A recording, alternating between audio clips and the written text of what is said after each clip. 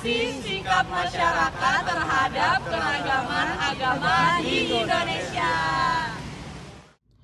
Indonesia adalah negara dengan keragaman suku, budaya, dan agama. Terdapat 6 agama yang diakui di Indonesia, yaitu Islam, Kristen Protestan, Kristen Katolik, Hindu, Buddha, dan Konghucu.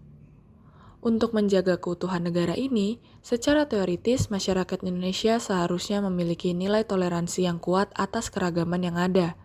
Namun, realita lapangan terlihat berbeda. Dengan banyaknya keragaman yang dimiliki Indonesia, terutama agama, masih terdapat intoleransi di dalam masyarakat kita. Hal ini menjadi urgensi kami untuk membahas mengenai intoleransi beragama di Indonesia, karena minimnya pembahasan mengenai hal tersebut, terutama karena pemeluk agama mayoritas yaitu Muslim, kerap menjadi pelaku diskriminatif. Intoleransi di Indonesia mendapat sorotan dari lembaga internasional sebagaimana yang dilaporkan oleh Amnesty International pada tahun 2024. Pada tanggal 5 Mei 2024, sekelompok orang yang dipimpin oleh seorang ketua RT menyerang sejumlah mahasiswa Katolik yang sedang melaksanakan acara doa Rosario di sebuah rumah di Tangerang Selatan. Mereka memaksa para peserta untuk beribadah di gereja, bukan di rumah. Bahkan tindakan tersebut sampai membawa senjata tajam dan berujung pada aksi kekerasan. Tindakan tersebut bukanlah hal yang pertama. Pada tahun lalu, ketua RT tersebut juga melakukan hal yang sama sambil mengatakan bahwa di lingkungannya tidak boleh ada ibadah umat non-Islam. Human Rights Watch juga melaporkan pada 2016 kasus intimidasi terhadap jemaat Gereja Kristen Indonesia Yasmin di Bogor, di mana ratusan jemaat menghadapi larangan beribadah di gedung gereja sehingga pada saat itu gereja mengalami penutupan, meskipun telah memenangkan gugatan di Mahkamah Agung. Kebebasan beragama adalah hak dasar manusia. Dalam berbagai undang-undang, hak ini memberikan individu kebebasan untuk memilih, meyakini, dan melaksanakan keyakinan pribadinya tanpa ada diskriminasi atau campur tangan dari orang lain.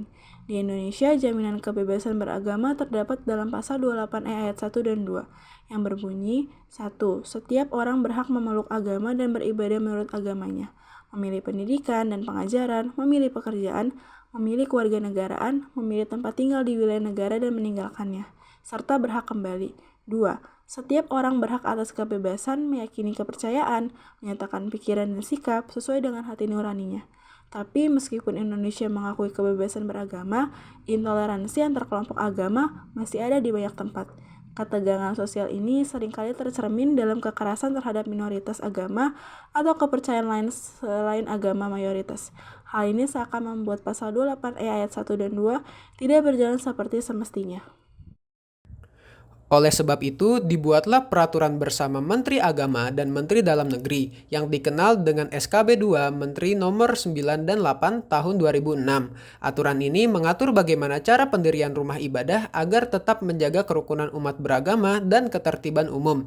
Jadi, sebelum mendirikan rumah ibadah, ada beberapa syarat yang harus dipenuhi, seperti keperluan nyata dan berdasarkan komposisi jumlah penduduk, harus menjaga kerukunan dan tidak mengganggu ketentraman, ada juga persyaratan administratif seperti menyerahkan 90 daftar nama pengguna yang dibuktikan dengan KTP, serta mendapatkan dukungan 60 warga setempat yang disahkan oleh lurah atau kepala desa. Namun meskipun begitu, peraturan-peraturan ini seringkali tidak berjalan secara efektif.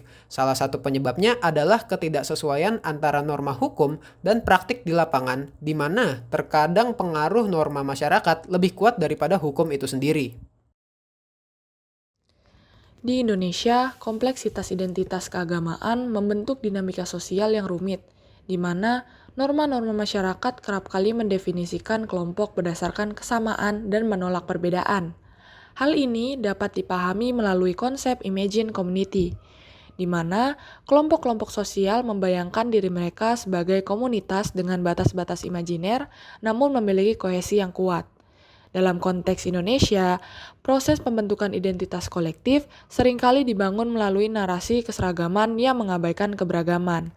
Masyarakat cenderung membuat kategorisasi sosial yang kaku, di mana perbedaan dipandang sebagai ancaman terhadap kohesi kelompok. Ketika perbedaan ini muncul, mekanisme pertahanan sosial pun diaktifkan. Kelompok dengan identitas dominan akan berupaya mempertahankan narasi tunggal mereka, menggunakan berbagai strategi untuk meminggirkan atau menyingkirkan kelompok lain. Kesimpulannya adalah masyarakat Indonesia adalah masyarakat yang majemuk. Namun, keragaman ini tidak disikapi dengan baik oleh masyarakat, terutama umat muslim. Secara analisis, tindakan masyarakat muslim ini bukan dibangun oleh norma agama, karena Islam tidak pernah mengajarkan tindakan seperti itu, melainkan murni dikarenakan pengaruh sosiologis.